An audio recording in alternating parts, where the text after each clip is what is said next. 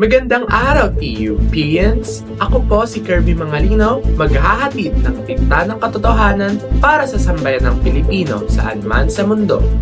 Ngayon, pag-uusapan natin ang kaligtasan at seguridad ng ating universidad, partikular ang isinasagawang earthquake drill dito sa TUP, para mas maipakita kung paano ito naganap at ano ang natutunan ng mga estudyante. Makipag-ugnayan tayo sa field reporter sa TUP. Desakula. Magandang araw! Naganap kamakailan sa TUP ang isang earthquake drill bilang paghahanda sa posibleng sakuna. Nakilahok ang mga guro at estudyante para sa mas mabilis na pag-evacuate. Makikita nyo dito ang mga estudyante na lumalabas mula sa gusali patungo sa pinakamalapit na ligtas na lugar sa loob ng paaralan upang maisagawa ang earthquake drill. Layunin ito magkaroon ng teamwork at sanayin ng mga estudyante na maging alerto sa posibleng sakuna. Kasama natin ngayon si Jenica at Sheila upang interviewin sa kanilang karanasan. Jenica at Sheila, kamusta naman ang inyong karanasan sa earthquake drill ngayon? Para sa akin, malaking tulong nila.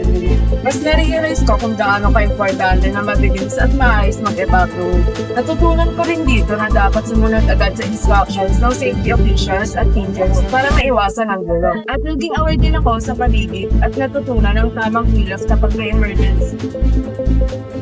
May nagkakita po ba sa sinabi niya?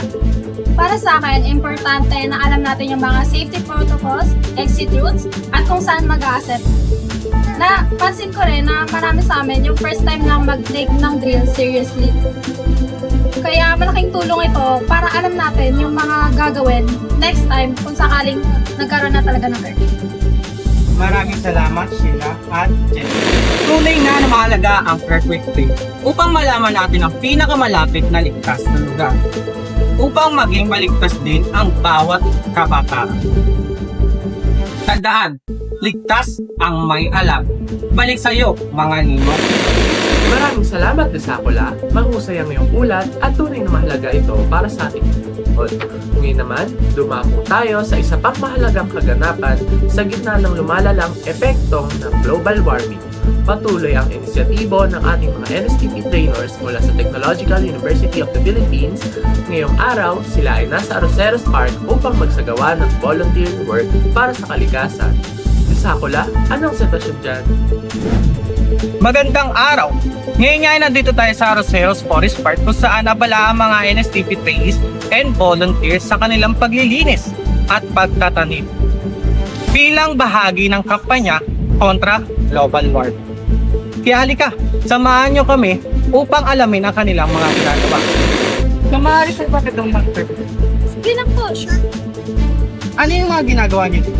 So, ang ginagawa po namin ngayon ay naglilinis po kami at nagtatanim po ng mga puno upang makatulong po sa kalikasan. At hinihikayat ko rin po ang lahat na magtanim-tanim rin, hindi basta hukay lang kasi tingnan niyo po yung nangyari sa Sierra Madre. Alam naman na po natin, nakakanto siya due to the continuous act of illegal logging, mining at mga quarry.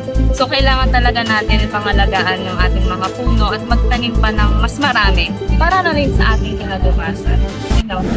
Ang Arroceros Forest Park na tinuguri ang huling baga ng Maynila.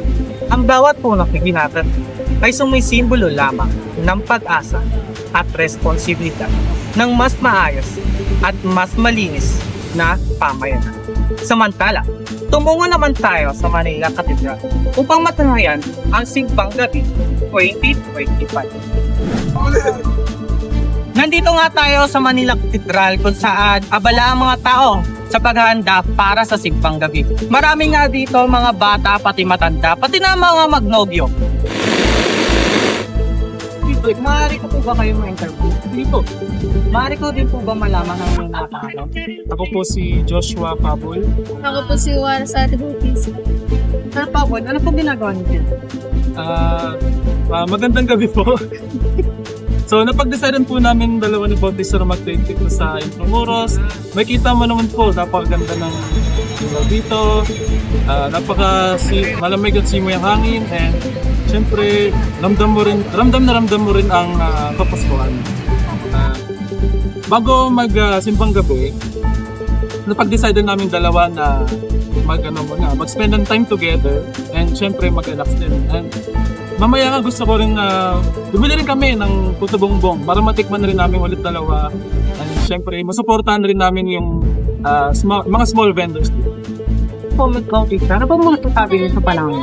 Para po sa amin special na ganitong panahon dahil napag-isipan din namin na lumabas, maglakad, kumain at sabay magdasal. Masaya po na kayo simple lang ay may oras kayo magkasama. At syempre gusto rin namin suportahan ang mga natitinda ng kakanilang sa community. Sa panahon ng simbang gabi, makikita din natin sa labas ng simbahan na sari-sari din ang mga nagtitinda. Subukan nating interviewin ang isa sa mga nagtitinda ng sampag. Kamusta naman ang iyong pagtitinda ng sampag? So, ayun, okay naman siya. Minsan matumang, minsan okay naman. Lalo na ngayon simbang gabi, maraming nagsisimba. Hindi naman karamihan is gumagamit, bumibili pa ng sampagita. May mga bouquet na kasi, di ba? Pero nakakabenta pa rin naman. At nakakaraos. Ayun. Maraming salamat. So, thank you po. Merry Christmas! Sa bawat ilaw na kumikista, sa bawat tindahan kakanin, sa bawat pamilyang naglalakad, makikita natin ang diwa ng Pasko. Pagkakaisa, pag-asa, at pagmamahala.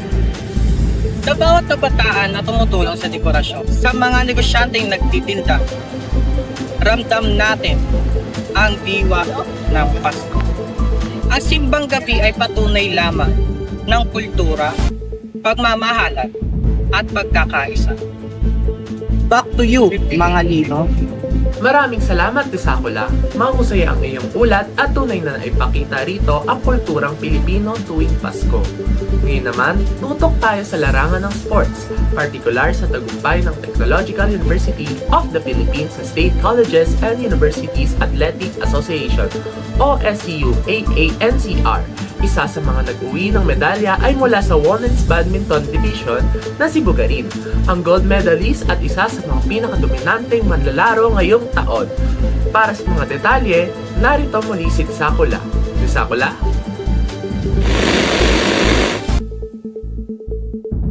Maraming salamat, Mr. Mangalino. Ngayon nandito tayo sa TUP Jeep kung saan makakasama natin ang Women Badminton Gold Medalist na si Bugarin na nag-uwi ng pinakamalaking puntos para sa panalo ng TUP. Magandang umaga, Miss Bugarin. Muli, maraming congratulations sa iyong pagkapanalo. Ano po nararamdaman niyo sa iyong pagkapanalo? Maraming salamat po.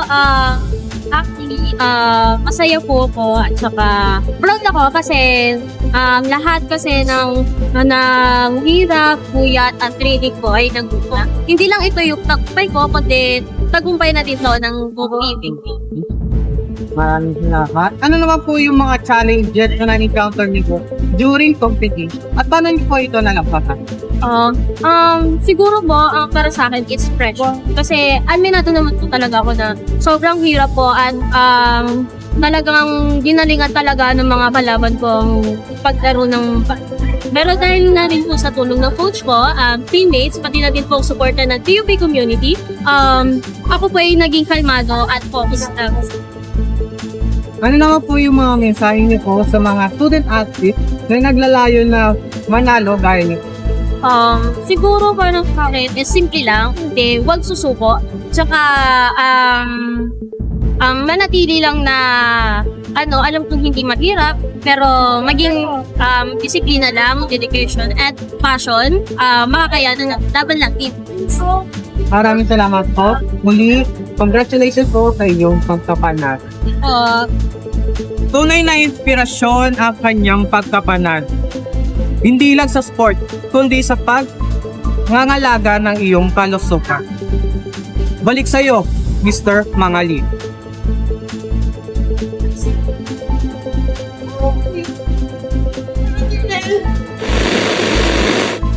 Maraming salamat, Tisakula. Tunay ngang naipakita sa ulat na ito ang determinasyon, disiplina at lakas loob ng ating mga manlalaro na patuloy na nagbibigay karangalan sa Technological University of the Philippines.